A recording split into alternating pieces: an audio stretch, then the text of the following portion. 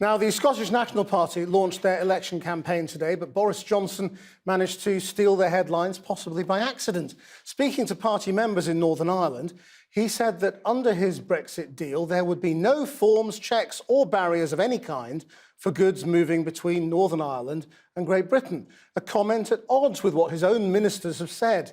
So does the Prime Minister need to make more stringent checks on his own deal? Our political correspondent Liz Bates reports. Yeah. That's a piece of cake, this. What could possibly go wrong? Boris Johnson was once again out on the election campaign trail this morning, visiting a school in Nottingham. What could go wrong? What could go wrong? It's all going horribly. Hang on. The answer came just hours later when this video emerged of him insisting that his Brexit deal would mean free movement of goods between Northern Ireland and the rest of the UK. Asked if any paperwork at all will be needed, he says, "You're not going to.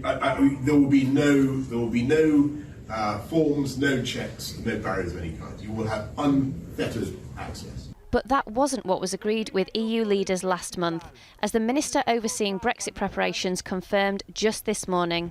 It will be the case that there will be some administrative processes, but in no way are they checks as commonly understood. Well, we've got the Prime Minister being casual about what he's negotiated and being casual about the truth of what he's negotiated. If you look at the text, it's clear there are checks in the Irish Sea. The Prime Minister is pretending that there won't be. And across the border in Wales, yet another moment that could derail the Tory campaign. Alan Cairns, who quit as Welsh Secretary at the beginning of the week over his former advisor's role in the collapse of a rape trial, under pressure to apologise to the victim. Would you like to say sorry to him? Well, the party has apologised and expressed sympathy for the victim. I strongly support what the party has said, but it's right that there's a due process, because this is not trial by media. We have to go through a process and people will see all of the facts and make a judgment accordingly. Thank you very much. He is still standing, though, as the Conservative Party candidate in the Vale of Glamorgan. The Labour Party campaign wasn't faring much better, with their Clacton candidate forced to quit over an alleged anti-Semitic slur, and Liverpool West Derby candidate Ian Byrne under fire over historic offensive social media posts. Meanwhile, a somewhat smoother election campaign was being launched in Scotland as the SNP went big on their Brexit message. So Westminster's priorities can be summed up in just 3 words: Brexit, Brexit, Brexit. A vote for the SNP, in contrast, is a vote to escape Brexit. And the SNP leader revealed a new plan to ring-fence the NHS in any post-Brexit trade deals. After this election, SNP MPs will bring forward a new law, an NHS protection bill, to explicitly protect the NHS in all 4 countries of the UK from being a bargaining chip in future trade deals. Taking on Nicola Sturgeon in the battle for Scotland's Remain voters, Jo Swinson entered the fray today with a visit to a malt factory in East Fife. In 2017, the Liberal Democrats were beaten by the SNP here by just 2 votes. Trying to nurse his own campaign back to health, Boris Johnson visited a hospital to announce a new policy: fast-track visas for NHS staff recruited from abroad. What we're trying to do now is address a particular concern, which is nurses from overseas, talented people who need to get here. We need to concertina the time that they spend getting their visas and make it easier, and that's been welcomed here in this hospital, Kingsmill Hospital. And the campaign visits continued to the headquarters of Retailer Iceland in North Wales. More scripted moments, but it's his unscripted comments on Brexit that could see the Prime Minister eating his words. Liz Bates reporting, and for a closer look at the Prime Minister's comments on border checks in Northern Ireland, our fact-check team has been digging into the detail. You can read what they found at channel4.com/fact-check. We did, of course, ask for a minister to join us on the programme tonight. No one was available. Well, as the Conservative Party continues to sell their Brexit deal during this election campaign, Labour still seem to be trying to walk a bit more of a tightrope. In the latest in our Target Voter series, we take a look at Labour's online campaign ads. There are videos which address Brexit, but across social media, Are all Labour voters receiving the same message? Last night, we looked at some of the targeted advertising being put out by the Conservative Party on Facebook and Instagram. Tonight, we're looking at Labour. What are they spending and how? In the 7 days up to November 4th, the official party account has spent almost £55,000 on sponsored ads, most of it on this video. It's had up to 5 million page impressions on Facebook and Instagram, and it's also the pinned tweet on the party's Twitter account. It's aspirational, but it doesn't mention a single Labour policy. So where are they promoting it? Most of the ad spend was in England at almost 50,000.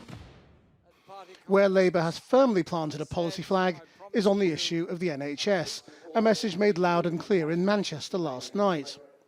Under a Labour government, we have a health service, not a health market. And let's also be very clear, our NHS is not for sale. Not for sale. And this is reflected in another batch of paid-for political ads online. This one claims Boris Johnson will sell our NHS to the USA, something the Conservatives say they won't do. Variations of the same message are appearing in feeds right now. We'll be in government, and the first thing we'll do is try and bring people together over Brexit. In this election, Labour is trying to appeal to both Leavers and Remainers when it comes to Brexit. But with targeted ads online, the party can focus on one side.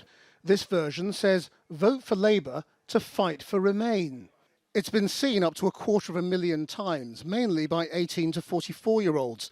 Facebook don't tell us where in the country this ad is being seen, but you can tell us by clicking the Why Am I Seeing This Ad button and emailing us a screen grab to targetvoter@itn.co.uk. Well, just before we came on air, I spoke to Labour's Brexit Secretary, Keir Starmer, who has also been telling people today that if they want to fight to remain, they should vote Labour. So I asked him how people who want to fight to leave should vote.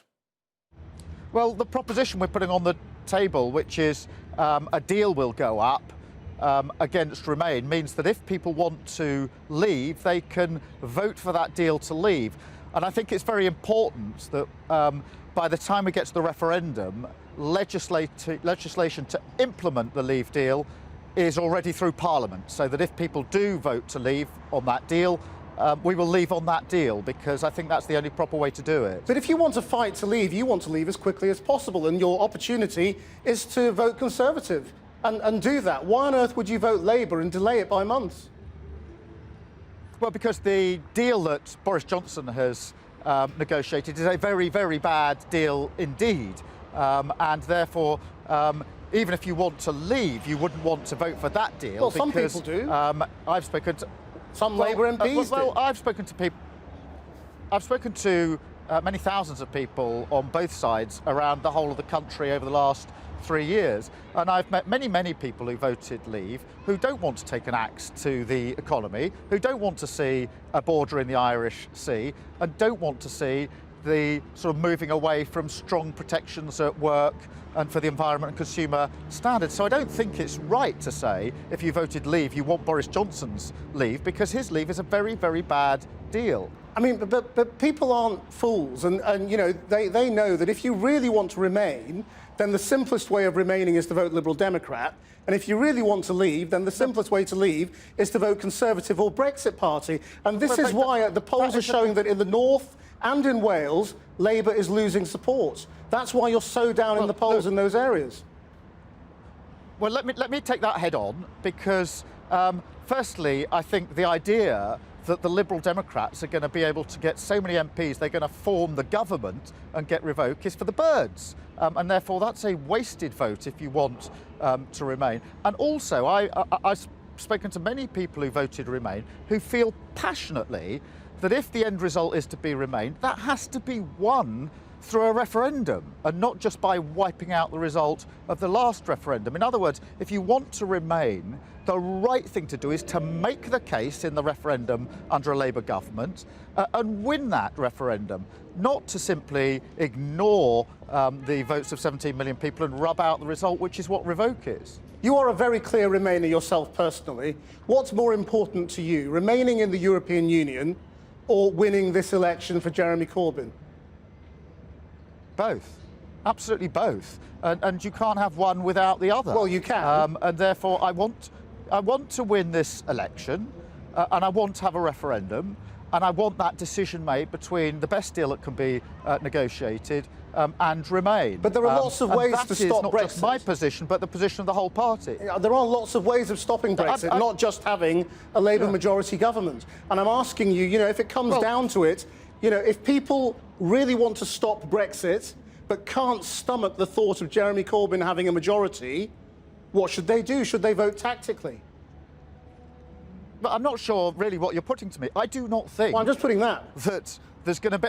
Well, I don't think there's going to be a majority government for revoke on the 13th of December. I just can't see that happening. Therefore, the only way you're getting a referendum, the only way you're going to get to answer that question between the best available deal and Remain is by voting Labour and having a Labour administration. But, you are facing one of the most chaotic governments anybody can remember. Your own deputy leader, Tom Watson, is leaving because he clearly doesn't think you're going to win. And you are way behind the Conservatives in the polls. What's the problem? Well, I accept that. There's a fight. There's a fight to be had. But what I can tell you is this: a week and a bit into the campaign, it feels very good for Labour. If you go into communities, go door knocking, it feels full of energy and positivity and hope. And I contrast that with the start that the Conservatives have had. And in particular, Jacob Rees-Mogg's comments about Grenfell were absolutely full of contempt for people who live in those tower blocks, and there's no coming back from that basic divide. So you should be at 40%, and you're at 20-something. And that's got to be because of your leadership. We know we've got a challenge ahead of us, of course we do. But have we got off to a good start? I really think that we have. How is it a good start when your deputy leader has quit and two of your candidates have had to step down, having been exposed as having been responsible for offensive and potentially anti-Semitic comments? Well, what I would invite you to do is to come out with us on the campaign trail. I've been in 5 constituencies in Wales today. I've been across a number of constituencies in the last few days with campaign teams on the ground, talking to people at their doors. That's how you get a proper sense of whether a campaign is positive and whether you're getting traction. I'm not going to pretend we haven't got a challenge. Of course I'm not. What I am going to say is we've got off to a very good start and we will build on that. I genuinely think the Conservatives have got off to a very, very bad start. And just finally, are you a candidate to be Deputy Leader of the Labour Party now that Tom Watson has stepped down? No. Will you be a candidate to be leader then? I want the current leader of the Labour Party to be the Prime Minister under a Labour administration on the 13th of December, and I am totally focused on that. Sir Keir Starmer, thank you very much.